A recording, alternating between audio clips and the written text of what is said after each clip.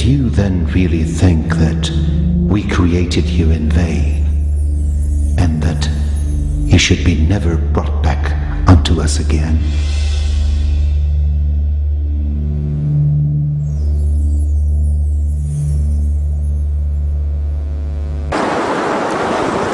Bismillah ar-Rahman ar-Rahim. Alhamdulillahi Rabbil Alameen. والصلاة والسلام على سيدنا وعظيمنا وحبيب قلوبنا وشفيع نفوسنا أبي القاسم محمد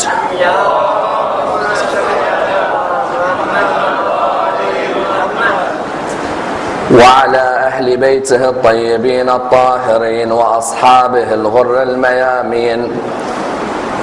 الحمد لله الذي جعلنا من المتمسكين بولاية سيدي ومولاي علي بن أبي طالب. اللهم صل على محمد.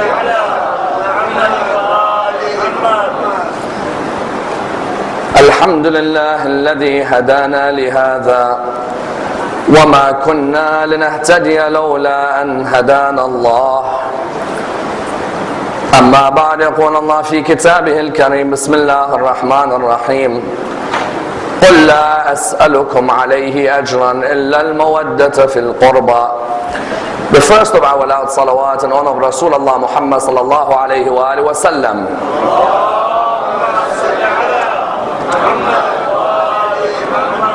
The second in honor of Amir al-Mu'mineen Ali ibn Abi Talib.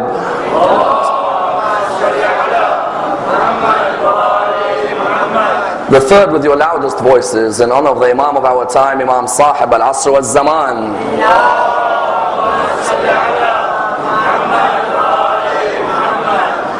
There is a request for the brothers at the back to please come as close to the front as possible to make room for the brothers coming in. Sallu ala Muhammad wa ali Muhammad.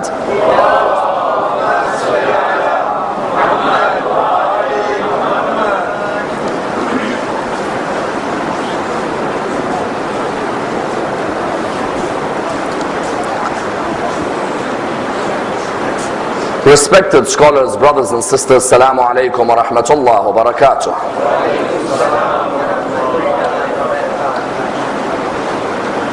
For the next 15 nights, we will be examining the biographies of the members of the household of the Prophet Muhammad sallallahu alayhi wa alihi wa sallam.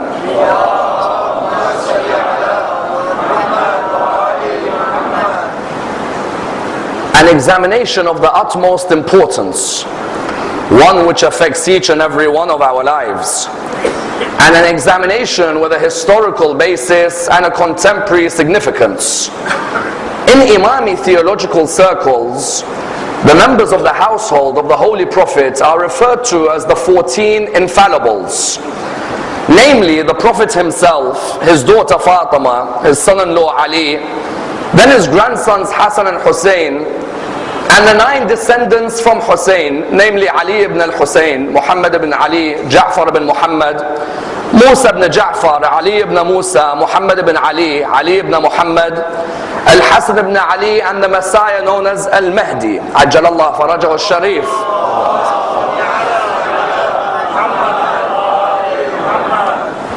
The principal aim of this examination is threefold. The first reason we're going to dissect the biographies of each member of the household of the Prophet is to apply their lessons into our life. Because when we dissect the lives of these personalities, we ask ourselves, what of their life over 1,000 years ago affects our life today in 2011? When I examine these great personalities, I ask myself which of their standpoint, which of their ethics, which of their principles can relate to my standpoints, my ethics and my principles today. Which situations did they face in their life which I may be facing in my life? As in, when we come to dissect the life of every one of these leaders, it shouldn't just be a theoretical discussion about when they were born, or how many children they had, or who they were married to. That part of knowledge is important. What it should really be is a practical discussion which examines the way their life affects our life. Which circumstances did they fall in, which we may fall in as well? And that's why, what do you find? You find that the first of the important points in dissecting the biographies of these 14 is that we want their lives to relate to us. Because many times people always say that when people discuss the biography of the 14, we don't relate history to our life today. We hear all these great stories, but we don't see a relationship with what we face today. The irony is, every one of those 14 at one point or another in their life faced a situation which we will face in our life. Either they had situations or circumstances with their family, or with their friends, or with their enemies, or with people of the same faith, or with people of different religions. We find that each of them faced circumstances, and we need to dissect how they reacted to those circumstances. At the end of the day, when we take them as role models in our life, it's not simply role models because they are from the line of the Prophet. There were many from the line of the Prophet. Rather, these members from the line of the Prophet were the one who in many Islamic traditions he narrates you should hold on to. Therefore, the first point as to why we're going to dissect their biographies is so that we take as many lessons from the anecdotes from their lives as is possible. As in, there's no point me just taking lessons in my life from Ali ibn Abi Talib only, or from Hussein only. Which lessons can I take from Musa ibn Ja'far? Which lessons can I take from Muhammad al-Jawad? Which lessons can I take from Hassan al-Askari? There is a tendency in our communities to focus on a couple of imams from the Infallibles and neglect many of them. This series of lectures on the first point will seek to dissect every imam every night and ask ourselves which lessons from their lives are applicable to us. That's the first point. The second point in examining the biography of the 14 Infallibles is that there are 4 key questions every human being will ask in their life, which these 14 have answered in their life. What are these 4 key questions? Which a Hindu will ask, a Sikh will ask, someone of the Jewish community will ask, someone of the Buddhist community will ask, someone of the Christian community will ask, someone of the atheist community will ask. There's 4 key questions which every human will ask. The first of them is a metaphysical question. The second is a cosmological question. The third is a psychological question, and the fourth is an ethical question. There is not a single human being who does not go through a moment in their life without asking these 4 questions. And there is not a single moment in the lives of those 14 where they have not answered each of them. What are the 4 questions? The metaphysical question: is there an unseen force who is the cause of the effect that we are today? Is there a God, or is it Mother Nature? That's a metaphysical question. It goes above the physical towards the unseen. Then there's a cosmological question. How did this universe begin? Many people ask that question. Then there is a what? A psychological question. What is my role in this world? Then there is an ethical question. How do I behave with other human beings, whether the human is from my religion or from another religion? Those 4 questions are the 4 most important questions in the psyche of any human. No human being will go through their life without asking these 4. the second reason we're going to diagnose and dissect and analyze the biography of the 14 infallibles is to look at what their answers were to these questions. What did Ali say about the metaphysical? What did Ja'far al-Sadiq say about the ethical? What did Ali ibn Musa say about the psychological? What did Hassan ibn Ali say about the cosmological?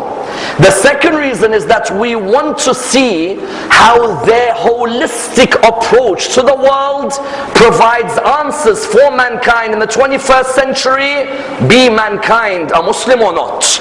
The third reason we're going to dissect the life of the 14 infallibles in this series is because we as Muslims have committed injustice to these 14. How?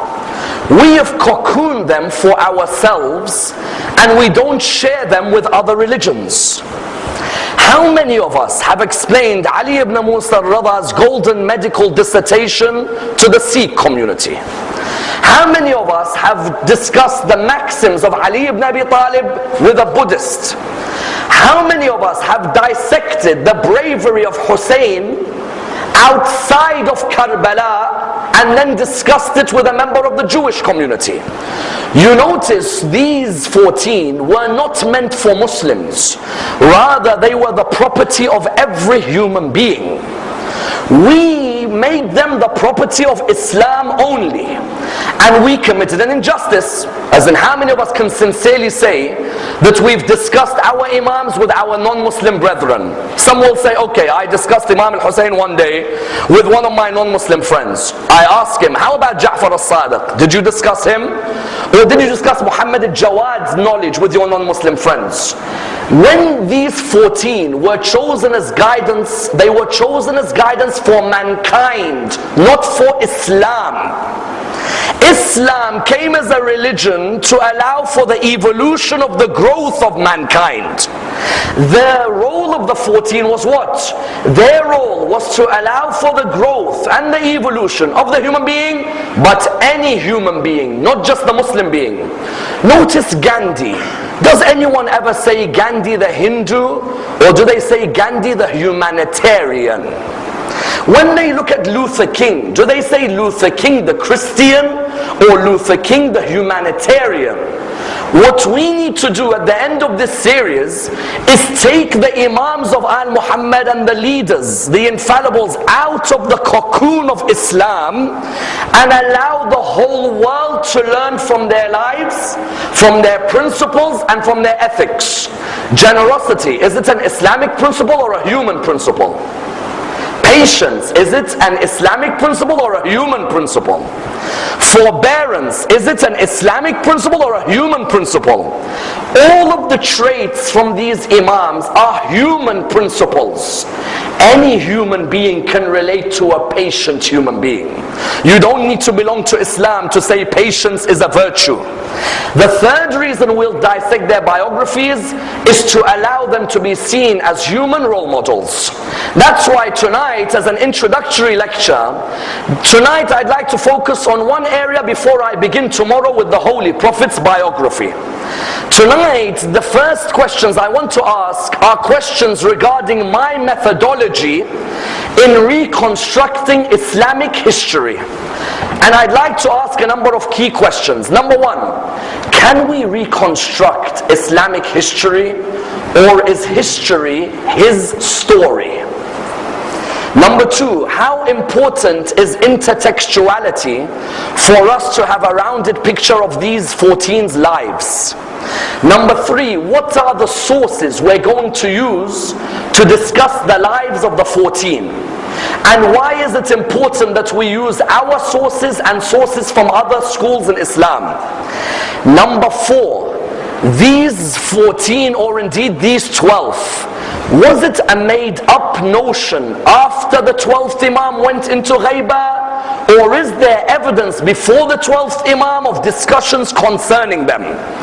And number five, why is it important for the biblical religions like Judaism and Christianity to discuss the lives of the infallibles? Because of the chapter of Genesis in the Bible. Let's discuss this and dissect it with an introduction to the biographies. The first question that arises in the discussion of the biographies of the Infallibles is, can we really reconstruct Islamic history reliably? What do I mean? There are certain people who oppose this reconstruction of Islamic history. Why? They say that we have two problems with reconstructing early history, as in when I'm going to be discussing the Prophet's life and discussing the life of the Imams, I'm going to be discussing the first 300 years of Islamic history, isn't it? From the time of the Prophet until the time of the 12th Imam, it's the first 300 years of Islamic history. There is a school known as the skeptic school, who say that Islamic history cannot be reconstructed reliably. And they say there are two reasons we cannot reconstruct our history. The first reason, which is a very interesting reason, is that they say all the books which I'm going to use as references for the dissection of the lives of the Infallibles were books which were written after the year 300. So they turn around and they say, how could you rely on books which are so late to discuss people who were so early? What do they mean? They say early Islamic history was oral, it wasn't written. In the time of the Prophet, they say everybody used to narrate the history after the Prophet died orally. I heard Rasulullah say, I saw Rasulullah do. It was all oral. They say it was late in Islam that you wrote down your history. So the first objection they have in reconstructing Islamic history is, your written material on early history is very late. How can you be so sure that your written material discusses something 300 years before? How can you be so sure that it's reliable? Their second objection is what? History is nothing but his story. Break the word history, what do you get? His story. Their second objection is, those sources you're going to use, how do you know the author isn't writing history in a way which looks after his theology or his political opinion? It's a very interesting point. When I'm an author of a book of history, am I going to write objectively, or am I going to write in a way where I look after my people? That's why they say, you Muslims trying to reconstruct your history, the second objection they had was, history is his story. He looks back, he looks at who he likes, so he makes him look great, he makes him say great words, he makes him sound like he was brave, and he looks at who he dislikes and he makes him sound bad and weak and negative and so on. These two objections, we cannot begin with the biography of the Infallibles unless we answer these two objections. Isn't that true? Because they are very valid objections. The first one, they say, your book, for example, like Tabari, is a book of history, isn't it? They say Tabari is a book written 400 years after Muhammad died. Or they say, for example, your book like the book of Al-Baladhari and Sab al-Ashraf, that's written 300 years after Muhammad dies. Or they say Al-Kamil fi al-Tarikh Ibn al-Athir, that's written a few hundred years after Muhammad died. Or they say your books like Al-Kafi, 300 years after Muhammad died. Or Man la yahdaru al-Faqih. They begin to name you all these books, and when you actually look at when they're written, you're like, hold on a minute, how comes all the books we use are written so late? If I'm going to use books which are written 300 years after Jamal, Siffin and Karbala, how do I know these books are actually telling the truth? Because there's such a big gap, isn't there? Say for example, Karbala was in the 61st year after Hijrah, and a book like Tabari is writing, let's say 250 years after Karbala. How do I know that he's reconstructing it exactly the way it should be? Because they're saying all your material was oral, people would hear each other, but no one was writing until late. How do we reply to both these objections? I need you to understand the reply to both. Because the moment you can reply to both, you can reconstruct Islamic history. The first reply to the group who say your books are late, we reply, number one, does a solid core of history exist from these books even though they're late? There is a concept called the solid core. What does the solid core mean? Fred Donner and Montgomery Watt said, even though you may have many books which are late, a solid core exists which allows you to paint a picture of early history. Saqifa, is it narrated in all the books? Yes. There's a solid core about Saqifa. Jamal, is it narrated? There's a solid core. Safin, do all of them talk about Safin? Yes. Nahrawan, do they talk about Nahrawan? Yes. Karbala, do they say Karbala happened? Yes. I'm not going to talk about what motivated the author. I'm focusing that do I have a solid core to work with? Because when I want to dissect the Imam number 1 until Imam number 12, I need to make sure that the solid core that I have, whether it's my school or another school in Islam, the solid core exists. Jamal happened, Safin, Nahrawan, Karbala, Mukhtar, Abdullah ibn Zubair, Abbasids, Umayyads, Harun Rashid, Ma'mun. That solid core number 1 clearly exists. Then number 2, even if you write a book later, what's there to stop you finding a chain which goes back all the way to Rasulullah? Isn't there? If I write a book 300 years after Rasulullah, I meet someone who is older than me. I said to him, excuse me, did you ever hear anything about Rasulullah? He says, yes, I heard him say, and he heard from him, and he heard from him, and he heard from Rasulullah, isn't it? What is that called? It's an isnad, it's a chain. When they came and said your books are late, we replied by saying, hold on, but our authors show us the chain, and the chain goes all the way back to early works. Abdul Razak San'ani has a book called Al-Musannaf. It's one of the earliest books of fiqh. As-San'ani, what does he do? When he takes a hadith on fiqh, he gives you the chain. Do you know why? Because he knew there'd be a day in 2011 when someone says, your book of fiqh is late. How do you know Muhammad actually gave that theory of fiqh?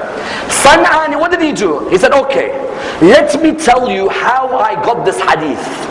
I got it from Ibn Juraj, who got it from Ata, who got it from Umar ibn al-Khattab, who got it from Rasulullah. What is he given? He's given me a chain. Or in another hadith he says, this is from Ibn Ishaq, who got it from Az-Zuhri, who got it from Ibn Zubair, who got it from Zubair, from Rasulullah. Just because a book is written late does not mean you don't have a chain that goes back all that way. That's number 2. Number 3, even if my early history was oral, just because there is a lot of oral transmission, does that mean there was no one writing at home? When you tell me early Islamic history was mainly oral, I reply by saying, okay, most people were narrating orally. Does that mean no one was writing anything at home? On the contrary, even you find there is an article by Eaton Kohlberg, the famous academic, who says that our 5th Imam was referring to a book called Kitab Ali. Imam al-Baqir, when he was discussing a hadith, was referring to a book called Kitab Ali. That means Ali ibn Abi Talib, even though most of his words were transmitted orally, was also writing a work at home. There was already a work which was being produced. And that's why even Abdullah ibn Zubair, who was alive, how many years after Rasulullah did he live for? He lived for 55, 60 years after Rasulullah. Abdullah ibn Zubair, when you read many of his works, he will always say, which transcript or which sahifa did you get that particular narration? Even further than this, which we can go a step, when they tell me all your books of history are late, I reply to them, what is early to you? This is a vital line. What is early? When you tell me my books are late, give me a date that is early, I'll give you a source. They themselves, the term early is vague for them. They played psychologically by telling us your books are late. I reply by saying to them, what is early? Give me a date. If I give you a book from that date, will you admit I can reconstruct Islamic history clearly? Therefore, the first group, we replied back to them. But the second group were more interesting. The second group said history is his story. How do you know that that writer who you trust, of course he's going to write books praising Ali and hating Muawiyah, because he's from your school. So when he writes history, he's writing his story. He's not going to write history the way it should be written. And they gave two brilliant examples.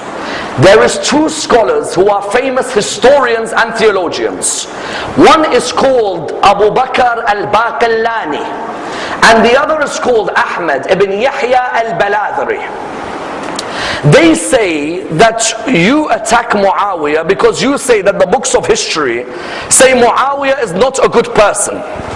But the people you get your hadiths from, how many times on the minbar have you heard someone saying, it's in Bukhari, it's in Bukhari? Many times you've heard speakers who say, it's in Bukhari. Bukhari says this person is bad. Bukhari was working for the Abbasid government. Do you think an Abbasid is going to write history writing good about Bani Umayyah? It's a point. When you're saying Bukhari has a hadith where he's against Muawiyah, for example, or Yazid. Yes, but Bukhari was working with the Abbasid government. Naturally, his political affiliation may affect the way he writes history. Al-Baqillani was an Ash'arite in his theology. Therefore, when he writes history, isn't he going to write history with an Ash'arite vision? Ahmad ibn Yahya al-Baladhari was the chief judge of Al-Mutawakkil. If he's the chief judge of Al-Mutawakkil and he's an Abbasid, of course he's going to hate Bani Umayyah, because Bani Umayyah, Banu Abbas took over from them. The second school of skeptics, what did they say? They say, you Muslims can't reconstruct your history because your authors write history with the lens of their theology or their politics. They don't write it objectively. How do we reply back to them? We reply back by saying, Al-Baqillani, for example, or Al-Baladhari is an Abbasid. If Al-Baladhari is writing history with the lens of the school that he follows, that means he can't praise any Bani Umayyah, because if he's a Bani Abbasid employee, he's not going to praise anyone from Bani Umayyah. Whereas Al-Baladhari has many narrations where he praises people who are Khulafa of Bani Umayyah. If Al-Baladhari was biased in his history and he wasn't objective, he shouldn't praise Bani Umayyah. He should say, I work for Banu Abbas, Banu Abbas hate Bani Umayyah, I hate all of Bani Umayyah. No. Read the work of someone like Al-Baladhari and you will find very clearly that he praises, for example, Umar ibn Abdul Aziz. You know, Umar ibn Abdul Aziz is the one who stopped the la'na on Imam Ali in the Friday prayer. And Umar ibn Abdul Aziz is the one who gave Fadak back to the sons of Bibi Fatima. Yes? Umar ibn Abdul Aziz is an Umayyad Khalifa. If Muslim historians are writing their story, then Al-Baladhari shouldn't praise Umar ibn Abdul Aziz, because Umar ibn Abdul Aziz is Bani Umayyah, Baladhari is with Bani Abbas. No. We have many great historians in Islamic history who are objective. When they need to praise their own, they will praise. But when they need to praise the opposition, they will praise as well. Number two, in reply to these people, what makes you think there was a crystallized ideology in many of these people's minds at the time? You know why they say this? They say some of these scholars, they already were crystallized in their opinion. That's why they are not objective in their history. Who told you they were crystallized in their opinion? Many of them still were trying to understand how Islam developed.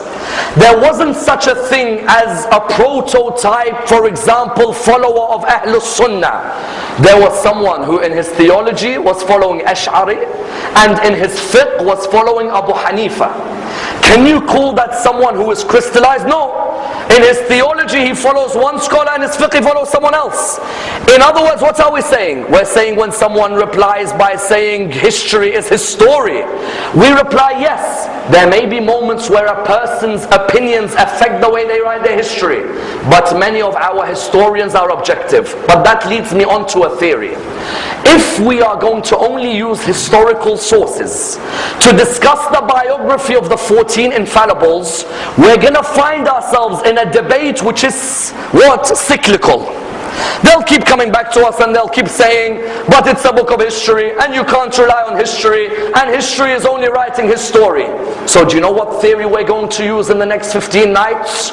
We're going to use the theory of intertextuality.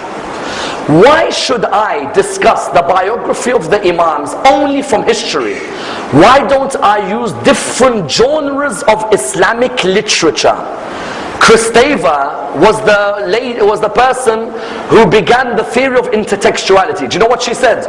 She said, when you want to discuss a particular figure in history or a particular nation, don't discuss them from one genre of literature. Use different genres of literature and discuss them, because you will allow yourself to see different codes of knowledge coming out from different areas of literature. What do I mean? I mean, why should we focus on history? Why don't we also use books of jurisprudence, known as books of fiqh? And why don't we use books of theology, known as books of kalam? And why don't we use books of bell letters, known as books of adab? When I want to dissect Ja'far as-Sadiq, I don't need to just look at history. If I look at history books for Ja'far as-Sadiq, someone will come to me and say, but that historian is good with Ja'far as-Sadiq. So I say, okay, I won't just use books of history. I'm going to look at Ja'far as-Sadiq and all of the books of history, and the books of fiqh on Ja'far as-Sadiq, and the books of theology on Ja'far as-Sadiq, and the books of adab, Arabic literature on Ja'far as-Sadiq. Tell me, won't that give me a more whole picture of Ja'far as-Sadiq? Too many people, when they dissect the Imams, what do? They use only books of history. And then someone comes and says, well, how's this book reliable? Okay, what we're going to use is different genres of literature. Someone's going to turn around and say, why different genres of literature? History will give me a narrative. Fiqh will show me how much they contributed to this religion's legal system. If I take a book of early jurisprudence, I will show how Muhammad al-Baqir is in a different league to anyone around him. If I only took a book of history, I will only look at Muhammad al-Baqir in terms of family, wife, children, wars. If I use a book of fiqh, I can show you Muhammad al-Baqir's legal knowledge of salah and sawm and zakat and hajj and khums and so on. But I'm not going to stop there. Let me look at Muhammad al-Baqir also from theology. Let's look at his sermons on predestination and free will. Let's look at his sermons on the importance of God's mercy to mankind. Let's look at his sermons on theological issue about sin and the different types of sin. Now look, I have Muhammad al-Baqir from history. I have Muhammad al-Baqir from fiqh. I have Muhammad al-Baqir from theology. I don't stop there. I'm also going to look at Muhammad al-Baqir from Arabic literature.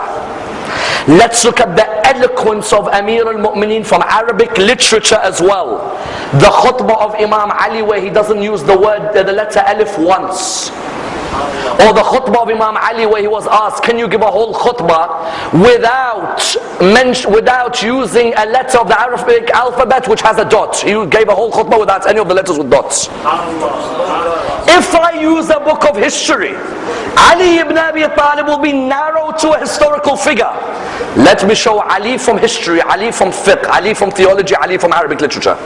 Now you will see why they are on a different level to those who surrounded them. So someone asks, so what are the sources you're going to use? These are the sources I'm going to use over the next 15 nights.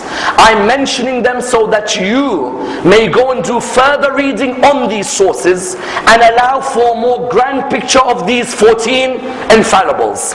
From history, I'm going to use the works of Baladhari, Tabari, Ibn al-Athir, Yaqubi, Mas'udi. These are going to be my historians. In theology, I'm going to use the works of Shaykh al-Mufid, Sharif al-Murtada, al-Tawhidi, Qadi Abd al-Jabbar, Qadi Nu'man. These are the people for me for theology. In fiqh, I'm going to use the works Al-Fiqh Al-Akbar of Abu Hanifa, Kitab Al-Umm of Imam Al-Shafi'i, Malik's Muwatta, the work of later jurisprudence like Jassas, for example, and even taking snippets from the works of Bukhari and Muslim and Nasa'i and so on. In Arabic literature, we're going to use Jahid and we're going to use Tawhidi. Now we look, we've got 4 genres of literature to examine 14 human beings. 4 genres of literature. Are these the only sources I'm going to use? No, I'm going to add you more sources. We're going to use, for example, Abu al-Faraj al-Asfahani's, for example, we're going to use Maqatil al-Talibiyin, Kitab al-Aghani is going to be used as well. We're going to use the works of later historians and academic specialists like Aqad, Tustari, Lawasani, Amin. Even, for example, the works of someone like Ibn Amda and Ibn Anba. You will use all of these works. And what are we going to do? Not just focus on historical works. Use the theory of intertextuality. Let's see how these texts, when they mix with each other, provide you with the holistic figure that is a member of the household of the Prophet. But then a question arises from the beginning. The question is an interesting one. Name me a hadith. You want to discuss these 14, or you want to discuss these 12. Someone comes and says, name me or give me the reference of one narration which mentions the Prophet talking about these 12, but before your Mahdi went to occultation. Why?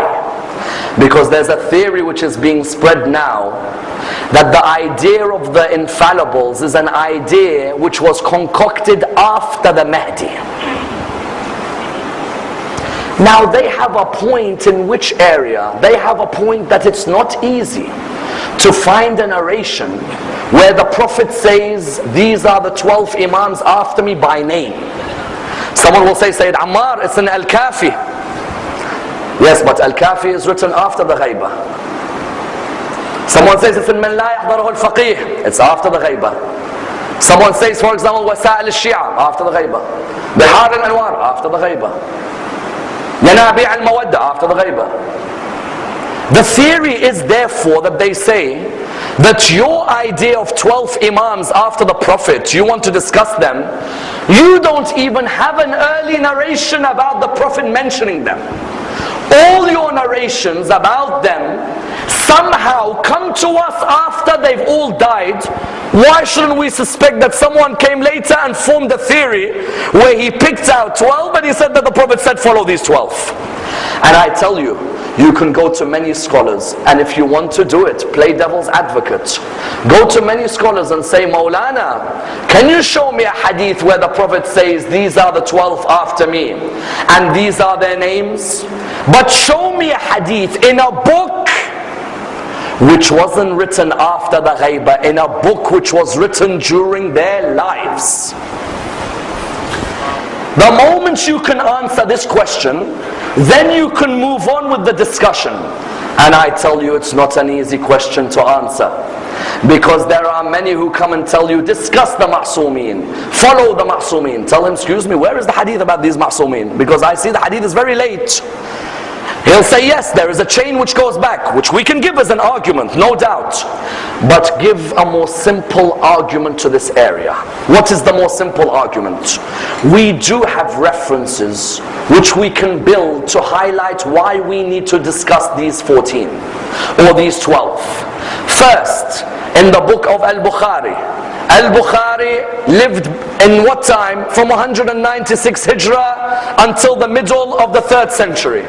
Al-Bukhari is the famous Sahih. In that Sahih Al-Bukhari, he mentions very clear that Rasulullah says, after me there will be 12 caliphs, all of them are from Quraysh. Already there you have the number 12, isn't it? That's the first point. Bukhari wrote Sahih Al-Bukhari after Imam Zamana or before? Before. Bukhari wrote his book from, you're looking at, let's say, the time of the beginning of the 3rd century, before Imam Zaman. Then number 2, you have Imam, 6th Imam, had 400 usul. His disciples would write his hadiths. From these 400 usul, only 16 remain. There's an article on these usul by Eaton Kohlberg, professor of Islamic studies at Tel Aviv University. Which university? Tel Aviv. Eaton Kohlberg has an article where he talks about the usul of Ja'far as-Sadiq, which of them remain? Many of these usul, many of these hadiths were burnt out or removed. Only 16 remain, and they're in Iran. They've remained. The manuscript has remained. Of these 16, there is one which is a vital one, which is protected today. The manuscript called Al-Asl, the Asl of Abu Sa'id Al-Asfari. This hadith is of a man called Abu Sa'id, lived in the time of Imam al-Sadiq. The manuscript is with us until today. It's been protected. Abu Sa'id says that the Prophet said, there are 12 successors after me, and he named them from Imam until Imam. Number 2. Number 3, the great companion of Ahlul Bayt, Fadl ibn Shadan, has a book called Kitab al-Ghaybah. Fadl ibn Shadan was a companion, according to some, of the 8th, 9th, 10th and 11th Imam. And he's the one who has the hadith about the 12th Imam. Fadl ibn Shadan has a hadith where the Prophet mentions the names of each of the 12. Fadl ibn Shadan came after Imam Zamana or before? Before. If he came after them, people will say, you made up this theory. When you had 12 names, you made them up. No. In the time, then we have a Zaydi leader. You know our Zaydi brothers in Yemen. One of their great leaders, Al-Rassi, was living in the time of our 10th Imam. He has a book called Ar-Rad al-Rafida, a reply to the rejectors. Because you know they call the Imamis rejectors. In the book Ar-Rad al-Rafida, he talks about our 10th Imam. What does he say? He says, and the 10th Imam of the Rafida. Ar-Rassi is living in the time of the 10th Imam. He doesn't say Ali al-Hadi. He says no, the 10th Imam of the Rafida, proving that the idea of Imams was not an idea made after Imam Zaman. Was an idea which was already in the time. It's not an easy concept to understand. It may even be a needed concept which you need to go over again after this. But understand that these documents are vital to show in the time of the Imams there was already a discussion about the 12th. And that's why, as a conclusion, is it only us as Muslims who need to dissect, like we're going to from tomorrow, begin the biography of the Prophet, then Imam Ali, then Imam every night? Is it only us? No. Genesis in the Bible has a fundamental verse which highlights that God has always promised the human being that his message would continue in a certain line. Genesis chapter 17, verse 18 to 20. When Sarah cannot give birth to Abraham, she does what? She says, marry my maidservant Hajar. Hajar gives birth to who? Ismail. In the Bible in Genesis, it discusses the story. When she gives birth to Ismail, in the Bible, in Genesis, it says that she gave birth to the baby and a spring of water gushed. After that it says, God says to Abraham, I will bless the generations of Ismail and make them blessed and make them fruitful and make them a large nation and allow them to have 12 princes from his line. In other words, when we're going to dissect this series on the biography of the Ma'soomeen, or the biography of the Infallibles, understand the dissection is not just an Islamic or an Imami dissection. It's a dissection which is the responsibility of every one of you to spread to your non-Muslim brethren that God did promise that there will be 12 princes with a large nation from the line of Nabi Ismail. Inshallah, tomorrow we will begin with the biography of the Holy Prophet. Let's pray to Allah subhanahu wa ta'ala to raise us with Muhammad and Al Muhammad and allow us to be amongst the companions of Imam Sahib al-Asr wal-Zaman. Raise us with the Imam of our time and allow us to receive his intercession in this world and the hereafter. We pray to Allah subhanahu wa ta'ala with the Surah Al-Fatiha, but before it the loudest of your salawat.